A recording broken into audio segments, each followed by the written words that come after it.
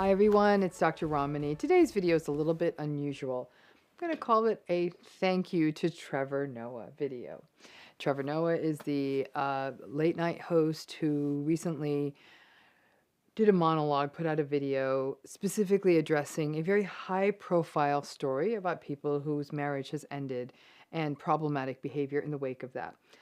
I'm actually not even going to talk about that relationship specifically because I don't want to even put the focus there and on the celebrity of it all. But it's that someone with Mr. Noah's platform spoke out about some issues in such an eloquent way. Again, as somebody who really tries to work with and advocate for survivors, I was so grateful to see this conversation coming into the public purview so well. What Trevor Noah was saying was that this story, this particular celebrity breakup and some of the behavior in the wake of that breakup as a marital breakup, is a much bigger story than just celebrity news. Celebrity news is something we all see all the time. And he was absolutely right. I rarely watch, late night monologues the next day. And this one, I couldn't take my eyes away from. We're talking about the breakup of a marriage of two very, very powerful, very wealthy, very culturally well-known people. And as a result, they both have tremendous power in the world. In this case, the post-separation sort of harassment and abuse is coming from the ex-husband towards the ex-wife, and they have shared children. But the piece that Trevor Noah made so clear, and I think is so important and poignant for survivors to think on. It was such a good point he made. This woman, with all the money in the world, with all the power, with the access to so much safety and multiple homes she could go to, cannot get this person, her ex-partner, to stop his behavior. And then that led him to reflect on, if she can't get him to stop, how is a regular, ordinary person going through this supposed to get someone to stop? And the answer to that, as all of us in the survivorship community know, there is no way. What was particularly profound about Mr. Noah's monologue was that he shared the story of his own abuse that he witnessed as a child, and very specifically the story of his own mother, who ended up getting shot in the head by a stepfather, abuse that was often minimized by those around them, and culminated in the tragic injury of his mother. Him sharing his own story was very, very important, and he interestingly even had the grace to say, and this isn't about me, but it really gave context, because he was able to reflect on a really important part of the story. The question that is put to so many survivors of any kind of relationship abuse, whether it's emotional and psychological abuse or physical abuse, which is the question that nobody should ever ask a survivor, which is, why didn't you leave? Because when we ask that question, what are we doing? We're blaming the person who's experiencing the abuse instead of asking the question, why don't you stop abusing this person, to the person who's perpetrating it? But he talked about how that was the question his mother would face, as well as the gaslighting by the system and the minimization, and what did you do to cause this person to do that? The same questions that survivors have been asked all over the world from time immemorial.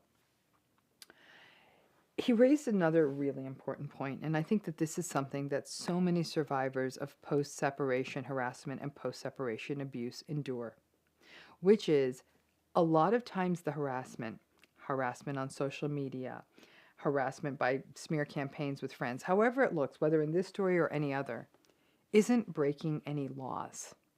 If it doesn't qualify at the level of stalking, and it usually doesn't, this harassment isn't against the law.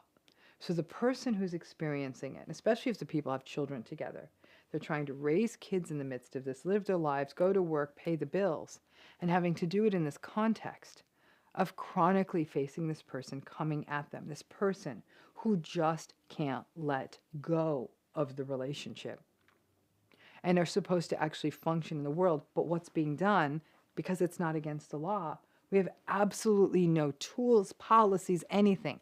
And Mr. Noah made that point so well in what he was talking about. The thing that he had said was that women get questioned when it is happening to them, instead of people questioning what's happening to these women. And that right there was the mic drop moment for me. I mean, as you all know, this is something I've been saying for years. But that's the frustration. And I was so grateful that someone that has his reach, and as a man, was coming out and saying this. Nobody's calling it out. And in fact, if anything, many times people say, like, what did you do to deserve this, right? That remains the narrative around these situations. Post-separation abuse, post-separation harassment is real and it's dangerous. Folks have been writing about this since the 1970s as a real problem. And in fact, the year after a relationship ends, if there is danger in the relationship, is often the most dangerous relationship for the person who's on the receiving end of that abuse. Our systems, not only in the United States but all over the world, aren't designed for prevention of this. These systems are designed for blame. They're not designed to stop this from happening, because a lot of times in post-separation abuse and post-separation harassment, the person is operating just under the radar. So instead of saying, what can we do? And Trevor Noah made this point, what can we do before this runaway train slams into a wall? Isn't there anything we can do at this point? And rather tragically, as we've all seen in these cases over and over again, sadly, no. Other than talking about it and saying, what the hell has happened into this world? That people can't manage their feelings enough. That they can't just let go of things. Listen, folks, life doesn't always work out.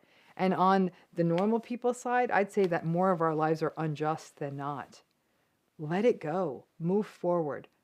And when there are children involved, I think the particular tragedy to me is I think that all of this post-separation harassment and abuse has gotten a lot worse in the last 25 years. In the 1970s, when this work was initially done, a lot of it would be waiting outside someone's house or picking up kids at times you weren't supposed to be, or showing up places or spreading rumors.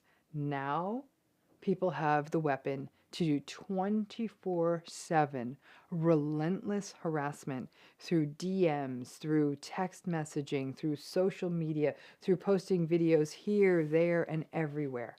At most, people might get a slap on the wrist. Maybe they'll get banned from a platform for a couple of days or a week. Then they'll be right back at it, armed with even more anger that they were stopped in their campaign to punish somebody for ending a relationship. Life happens. Relationships end. But in this world, in this technologically driven world, all of this has gotten so much worse. But that means, though, the internet never forgets. Nothing ever fully disappears. And their children, anyone's children in any of these relationships will find this stuff someday. What does that do to a kid? I mean, anyone who's ever watched parents in any kind of psychologically or otherwise abusive relationship knows that those scars run deep. That's what Trevor Noah was sharing. But to then have to see these kinds of videos and things that are written, how does a person get past that? That, to me, in these post-separation abuse cases, it's the protection of the children, which is really an extraordinarily important issue because this is going to pay forward into their lives. But the big question that Trevor Noah asked is, what chance do normal people have? If people with all the resources in the world aren't able to fight the good fight and stop this, what chance do normal people have? Not much. Our systems are not designed for this. All of this draws more attention to a phenomenon that people who've been working in the domestic violence worlds and the relationship violence worlds for a long time have known about. This phenomenon, this incredibly dangerous phenomenon known as post-separation abuse. It's basically somebody who's had an ego injury and they just can't let go. It's often associated with control, and it's associated with manipulation, and it's associated with this phenomenon of ownership in a relationship and absolutely embedded vindictiveness. But that unrelenting focus, that oftentimes someone discrediting the other person as a parent, the disruptiveness, not allowing a person to move on in their lives. That's what this picture is. And in cases of people who don't have money, the post-separation abuse may be financial. There may be many ways that this plays out. And in many cases, it can go on for many years. I myself have worked with folks where it's gone on for 30 years. The kids are grown. The kids even have their own kids. And yet it continues. So thank you, Trevor Noah, for taking your platform and having a reasonable conversation about an unreasonable situation and people's whose lives are occurring at such an galactic level that most of us can't appreciate, the level of wealth and power and fame. But that story plays itself out thousands and thousands and thousands, if not millions of times, in people's lives all over the world. People who are far, far less resourced and far, far more vulnerable. The patterns may not be happening on a public stage or in such an obvious way, but they're happening. And these are things we all need to be aware of, that we can harness these public stories not to just leer at them and gawk at them, but to really take them in and ask, what is the change that we want to see? So Trevor Noah, from me, Dr. Ramani, thanks so much for giving more life to a story that so many survivors, the story of what happens post-separation and the harm that happens, about domestic abuse and psychological abuse. Thank you for giving more light on that story and helping validate the experience of so many survivors around the world.